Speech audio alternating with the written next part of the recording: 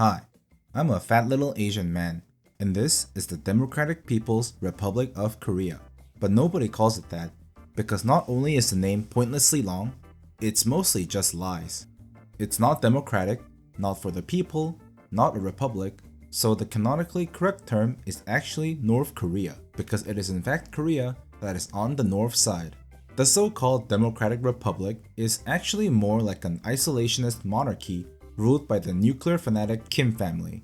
Explains why all the big headlines focus on the nuclear missiles, the bizarre NK pop, the political death camps, and of course the Kim family that rules over it all. From all the news, it really feels like North Korea is just one big Orwellian dystopia. But it's not that simple. The culture, history, and geography that precedes the Kim family by millennia, when combined with the 1984-esque Kim regime, actually makes each of the provinces and cities like little unique pocket dystopias. The provinces are based on the Joseon dynasty, with a efficiency over creativity naming sense. Pyongyang, for example, just means flat land. Yeah, that's it. I guess it is quite flat. The provinces are named with similar levels of creativity. They just took the first letters of the two biggest cities in the region and made it into a province. Out of the original 13 provinces, North Korea got 5 of them when the country was split in two. So they did a bit of rearranging, and now there's 9 provinces and 4 major cities in North Korea. Easy, right? Before we begin, I'm not North Korean. I've never been there myself, but I can read Korean sources and the history, also by cross-referencing satellite images and defector interviews. It's not perfect, but I tried to paint the picture as best I could. Please comment for any corrections. Let's begin. Pyongyang City is the capital of North Korea, which means it's the Kim family's very own city skylines map. Everything from the buildings, the kind of cars, the people who live here, and the laws are all strictly planned and organized by the Workers' Party of Korea. The city isn't just a representation of the Kim family, it's also supposed to be the ultimate result of their very own Juche ideology. Juche, meaning self-reliance, is the paradoxical communist yet nationalist ideology created by Kim number 1 and morphed into an almost religion-like movement by Kim number 2 and 3. To summarize the multi-hundred-page speeches all North Koreans must memorize, Juche basically says that North Korea, saved from colonial powers by Kim Il-sung, is destined to become the peak of civilization by being self-sufficient and pledging undying loyalty to your Suryangnim. Of course, it's why if you take a look at photos of Pyongyang, it actually looks pretty modern. But that is inevitable because most of the nation's money that isn't spent either on nuclear weapons or Kim's luxury goods, it's mostly spent building the city up, making it look very different from the rest of NK. However, nothing represents Juche better than Pyongyang's landmark, the Ryanggangdo Hotel. Designed to show off North Korea's greatness, this weird pyramid-shaped building is literally just a husk, taking 25 years just to finish the exterior. While it looks fine, its unfinished bare concrete interior, stalled by economic decline, accurately symbolizes North Korea's facade of a failing system. It's so bad even the regime does not use the hotel in its heavily exaggerated propaganda.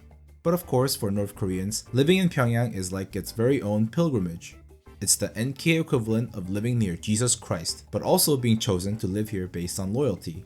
Center Pyongyang is especially full of core-class loyalists who get to enjoy living in state apartments with actual running water and electricity, leisure facilities like theaters, hotels, and pools, but most of all, a place in the party. All in exchange, of course, for living in the most strictly and heavily controlled area of North Korea. Saying the word oppa can land you a life sentence here.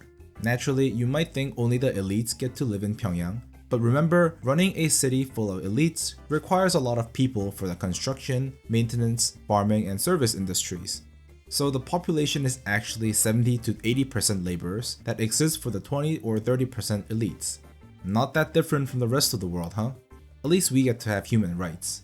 Before being completely plastered with the Kim family all over it, Pyongyang was ironically a big center of capitalism in Korea. Like its name, its large flat land supports a high population and also a perfect middle ground for merchants trading with China. Unlike Korea's more Buddhist-based dynasties, Joseon chose Confucianism as their base. The political Yangbans based in Seoul saw merchants as greedy lowlifes who enjoyed money more than virtue, while the merchants of Pyongyang saw them as snobby hypocrites who enjoyed their goods anyway. Unlike the more reserved and kind of repressed Confucianist culture of Seoul, the rich and proud merchants of Pyongyang made it a center of flashy entertainment districts and beautiful kisaings from across the country. Of course, all of this was wiped clean off the planet during the Korean War, allowing the Kim family to completely rebuild the city in their favor. Hwanghaedo is the center of North Korean capitalism. Yes, you heard me, capitalism, in North Korea. Makes sense, as historically the province was always a trade-based society with Pyongyang as its capital. Each province, North and South Pyongan, has a distinct form of capitalism based on their location. South Pyongan is the province that wraps around Pyongyang and naturally developed to serve the capital city. The party has an iron fist on the capital, so its economy and citizens are strictly controlled. But because the people who can enter Pyongyang is very limited, South Pyongan acts as the gateway for the capital's economy. All the materials, resources, and food from the rest of the country all flow into here, Kaesong City, transforming it into a flourishing market-based economy. The region was also filled with donjus, a new capitalist social class born from the failure of the state economy.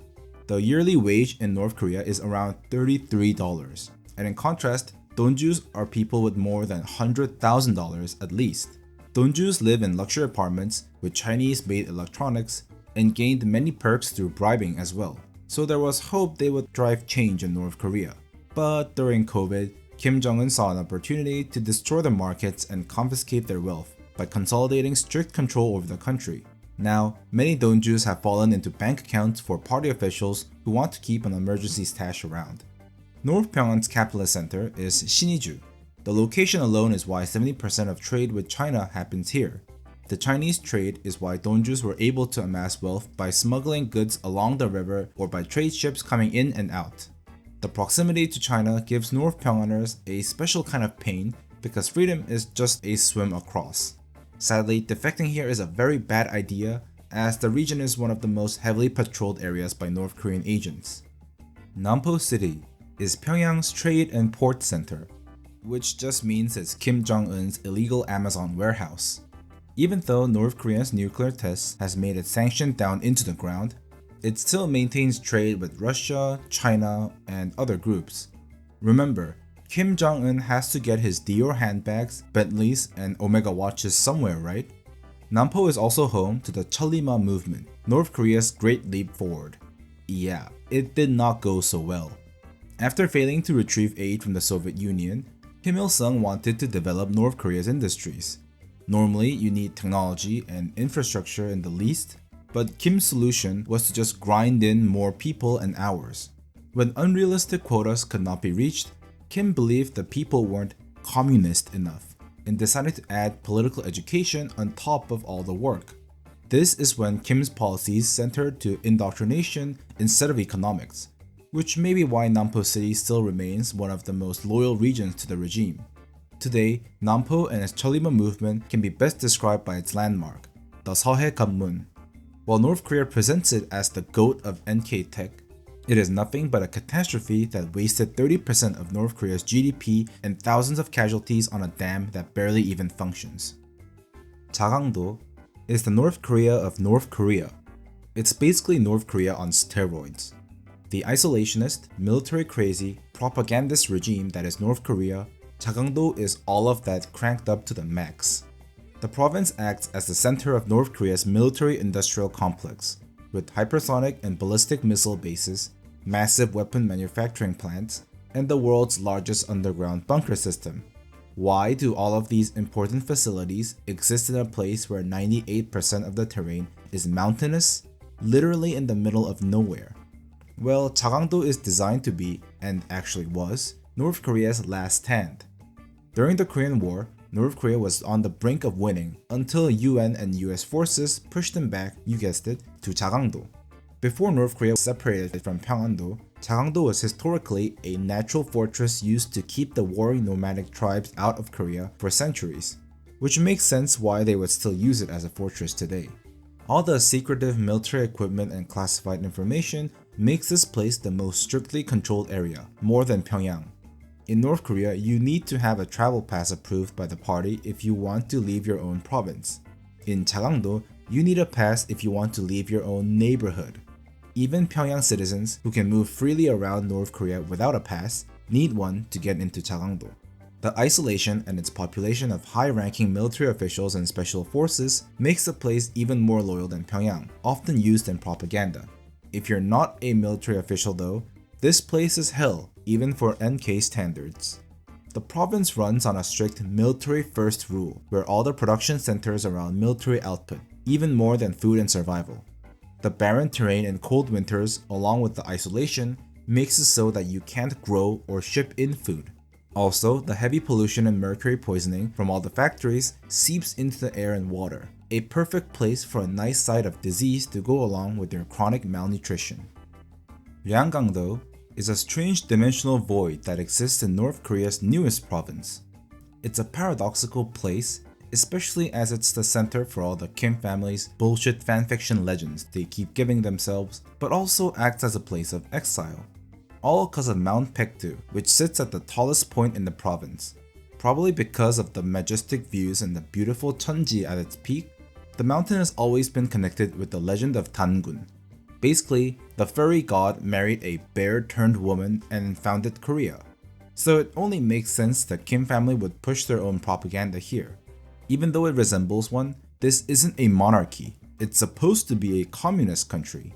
Kim Il-sung had real history fighting against the Japanese, which was used to portray him as the great liberator who single-handedly defeated the Japanese Empire. However, his son, Kim Jong-il, lacked this war hero credential and with it, legitimacy. His solution, of course, was to take over the propaganda department and create fake legends where he was miraculously born on Mount Paektu, floating down from the heavens with all double rainbows and shit. His son, Kim Jong-un, who needed even more legitimacy, really doubled down on the Kim family's Paektu bloodline, using it to get rid of competitors like his uncle. Because the beautiful Kema Plateau and Mount Paektu are used to symbolize the Kim bloodline, you'd think Ryanggangdo would be a holy place, right? But in reality, the rest of the province serves as a place of exile due to the large mountain ranges and the extremely cold plateau winters. At least you can have some potatoes and drink some NK beer. Hamgyongdo is the province-sized North Korea prison. All those videos about death camps and political prisons, they're mostly talking about Hamgyongdo.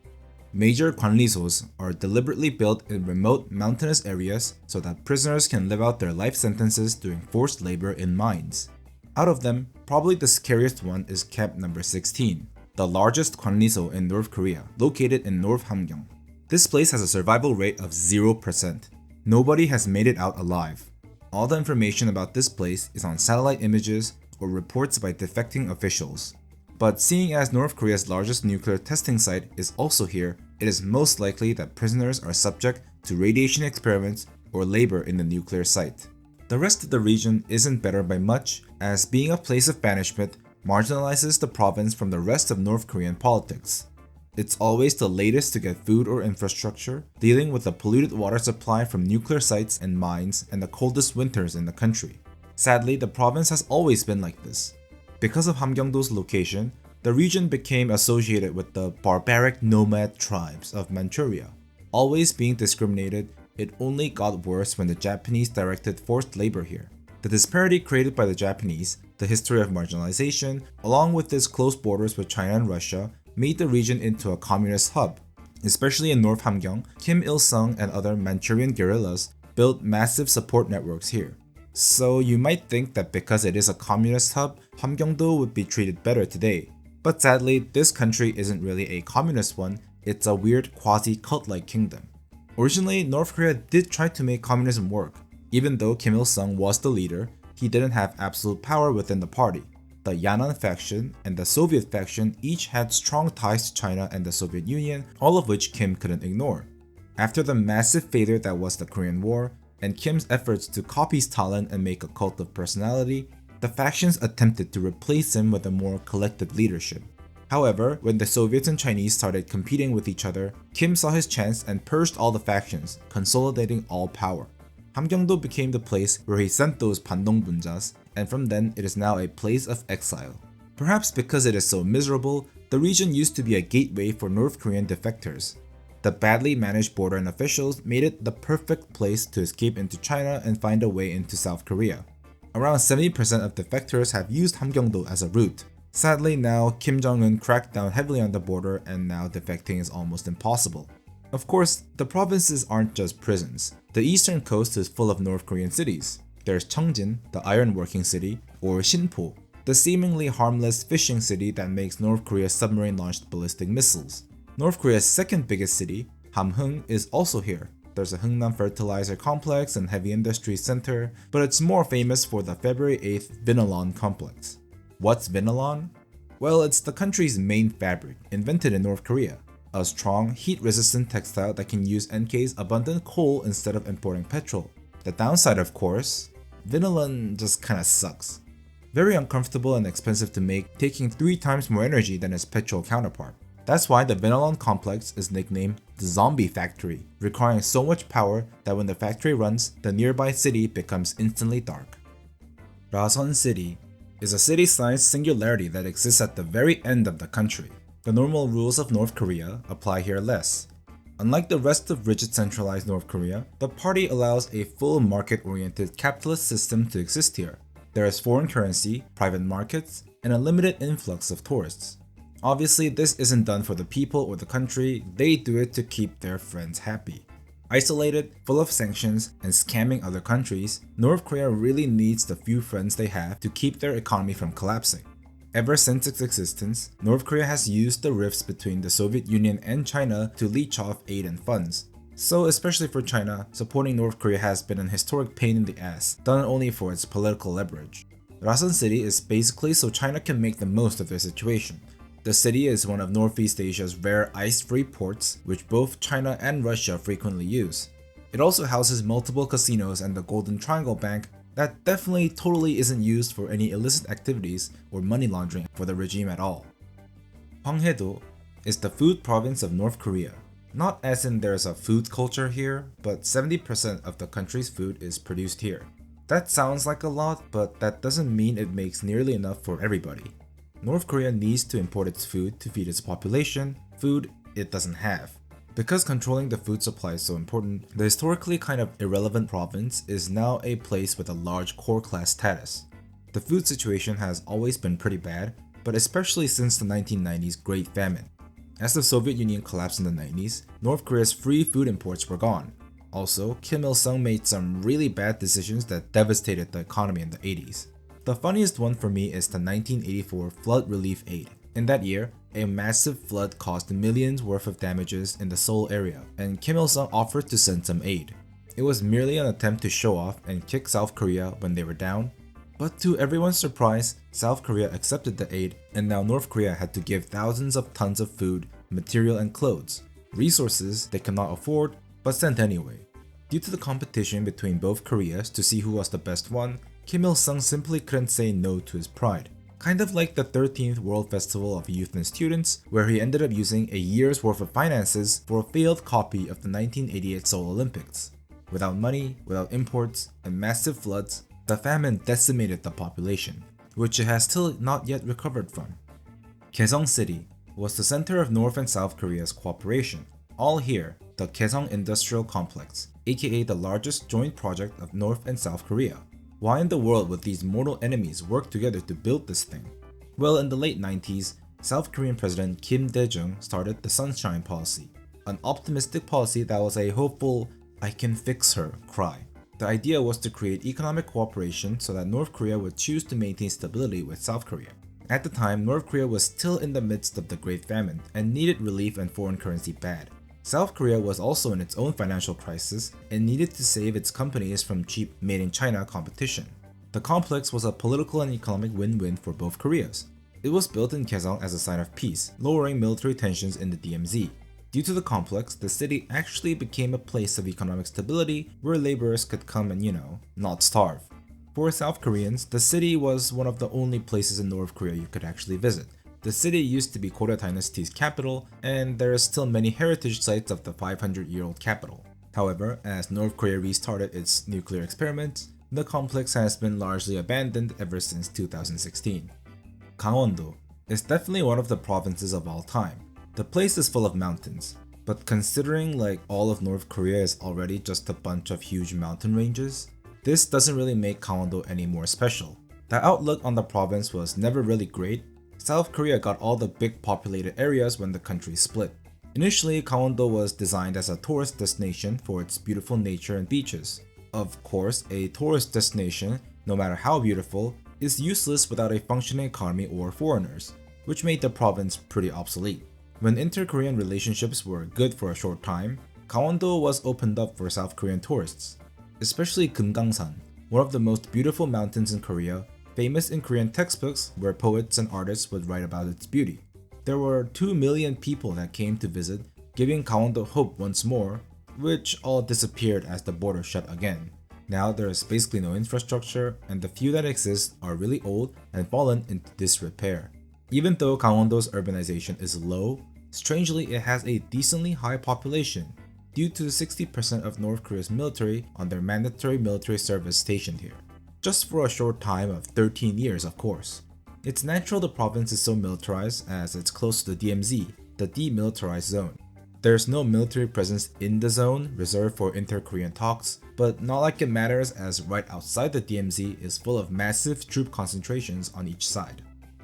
As you can clearly see, North Korea's provinces are all their own disasters, being controlled by a megalomaniac fat man. But it's a real place where actual people live, which is something easily forgotten when looking at North Korean videos. Hope this video helped out, and if you've enjoyed this video, please subscribe. I make these videos by myself and I don't use AI, which you can probably tell from how my video looks and sounds different from AI channels. So it would be a big help if you subscribed. Thank you so much for watching. Here's some other content that you might like.